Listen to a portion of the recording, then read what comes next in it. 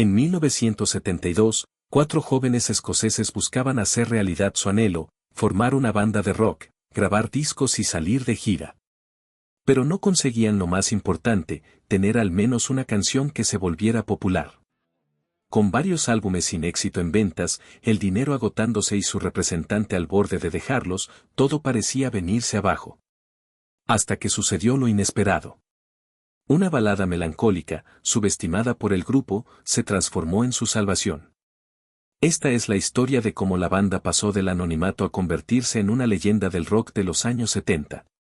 Comencemos.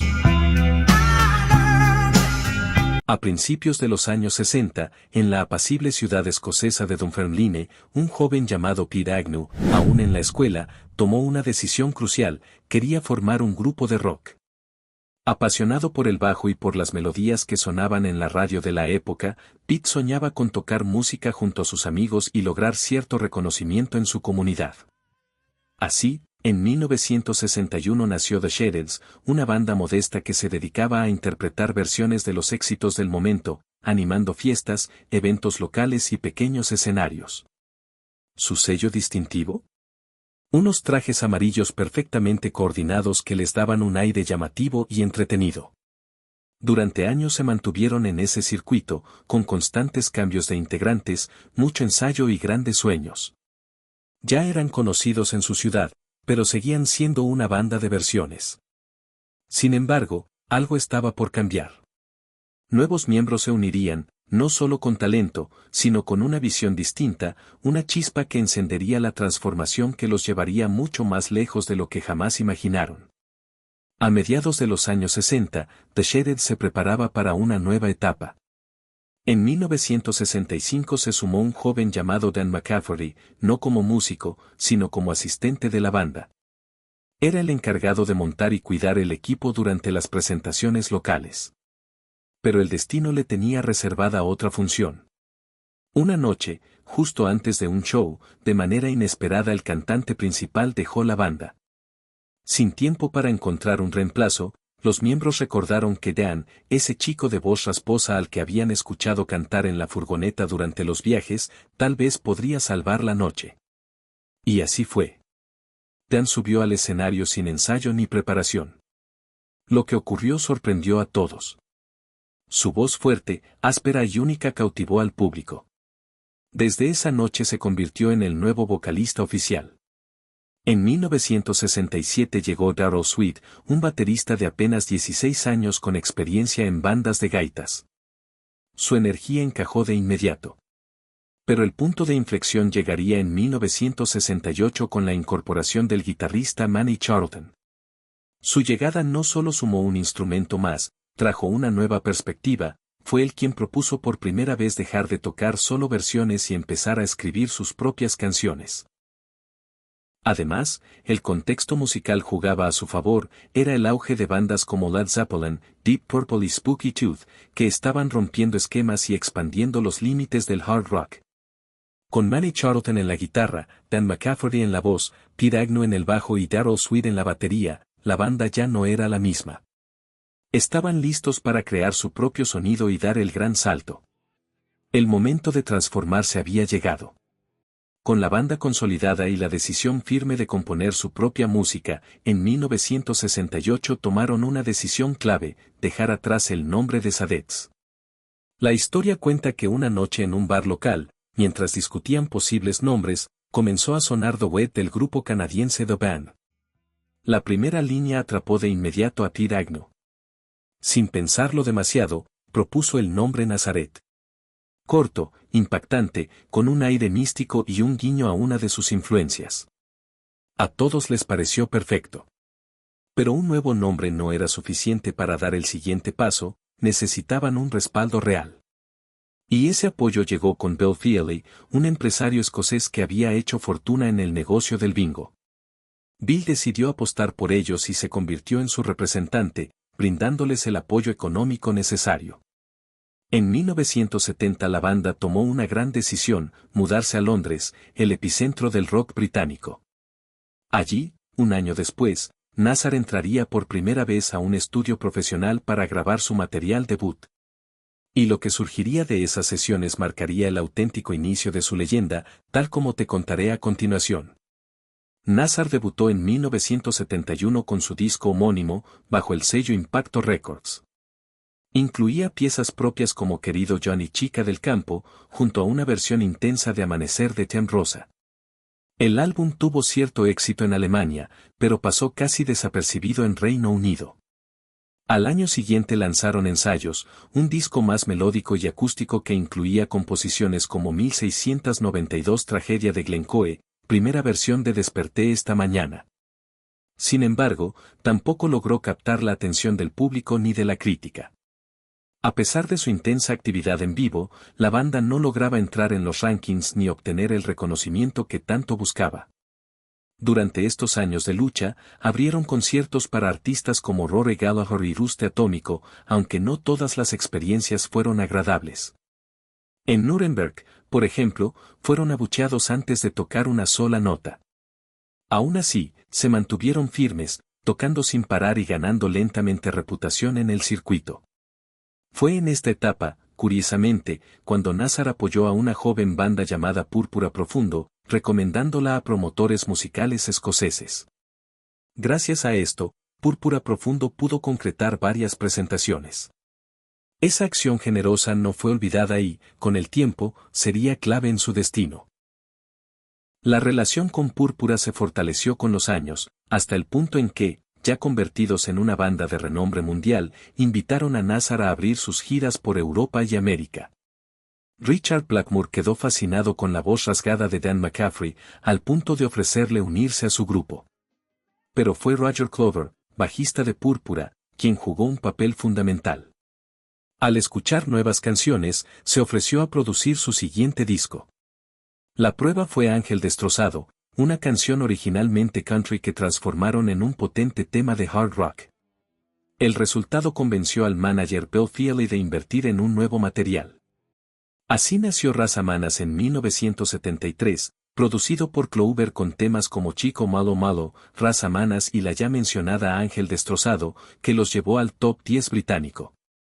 El cambio fue drástico. Pasaron de ser teloneros desconocidos a llenar salas y aparecer en importantes programas televisivos de la época. En solo 15 meses lanzaron 3 discos, Raza Manas, Fuerte y Orgulloso, con la exitosa versión de Este vuelo nocturno de Johnny Mitchell, y Desenfrenado, grabado en Montreux con la colaboración de Juan Lord. La banda por fin encontraba su estilo y su audiencia. Pero el verdadero éxito, ese que los catapultaría a la fama global, aún estaba por llegar, y vendría de una canción inesperada. En 1975, Nazar alcanzó el estrellato con Melena del Can, su sexto álbum y el primero producido por el guitarrista Manny Carlton. Grabado en solo 9 días, el disco consolidó su sonido como una potencia del hard rock gracias a temas como Corazón del Can, cuyo potente riff y coro provocador lo convirtieron en un himno en las radios estadounidenses. Sin embargo, el impacto mundial llegó con una balada, Amor Duele, con la voz desgarradora de Dan McCaffrey. Un sencillo cargado de emoción, la canción se convirtió en un fenómeno global, alcanzando el top 10 en Estados Unidos, Canadá, Noruega y otros países. Las ventas del álbum superaron los 2 millones de copias, impulsadas por el éxito arrollador del tema. Aunque Amor Duele no era una composición original, ya que fue grabada primero por los hermanos Everly en 1960, Nazar le dio un nuevo significado. Tras grabar más de 40 versiones, lograron una interpretación tan intensa que muchos la consideran la primera gran power ballad del rock. Inicialmente la consideraron un tema secundario, pero su impacto fue mucho mayor de lo que jamás imaginaron. El éxito de Amor Duele consolidó a Nazar como una banda esencial del rock de los 70 y dejó una marca imborrable en la historia de las baladas rockeras. Tras el éxito de Corazón del Can, Nazar mantuvo un ritmo constante de lanzamientos durante el resto de los años 70. Álbumes como Lo suficientemente cercano para el rock en 1976, Juega y gana en 1976 y No esperes piedad en 1977 mostraban una banda activa y versátil, aunque sin lograr replicar el impacto de sus éxitos anteriores. En medio de esta etapa, la agrupación Nazaret vivió un acontecimiento que los marcaría para siempre. En 1976, su representante Bill Feely perdió la vida en un percance aéreo. Por una amarga ironía del destino, la banda estaba de gira junto a Lynyrd Skynyrd en ese momento. El baterista Artemis Paulos había invitado a una parrillada antes del próximo espectáculo, pero los miembros de Nazareth decidieron no asistir. ¿La razón? Idearon una justificación, diciendo que tenían compromisos de prensa para promocionar su disco. Pete Agnew contaría años después que, al observar el estado del avión, que les pareció riesgoso, y notar que el piloto había estado de fiesta la noche anterior, sintieron un mal presentimiento y optaron por mantenerse al margen. Esa intuición les salvó la vida, pero no pudo evitar el destino de su representante, quien sí tomó aquel vuelo trágico.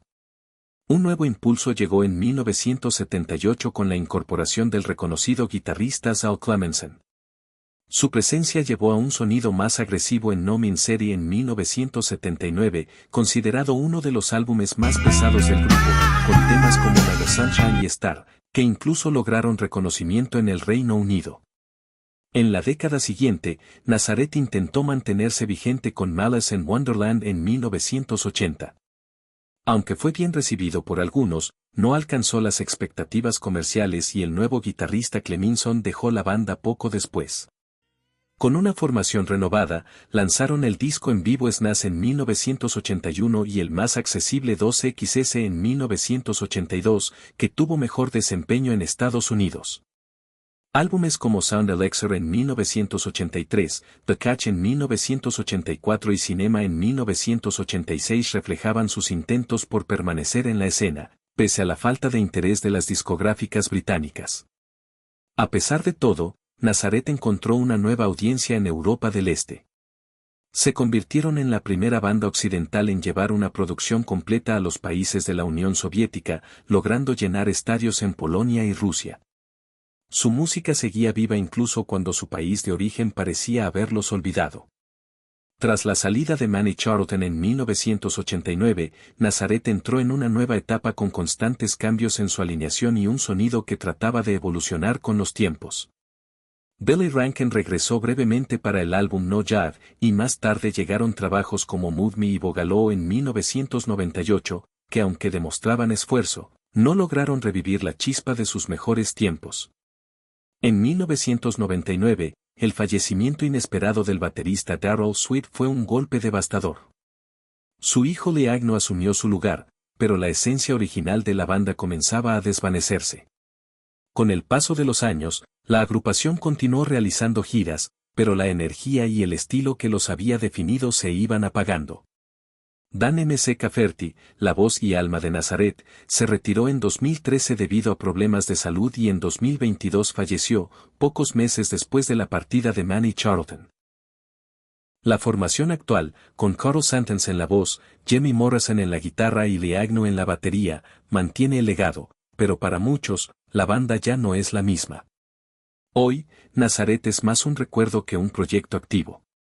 Su legado perdura en los discos, en los vinilos desgastados y en la memoria de quienes vivieron su época dorada.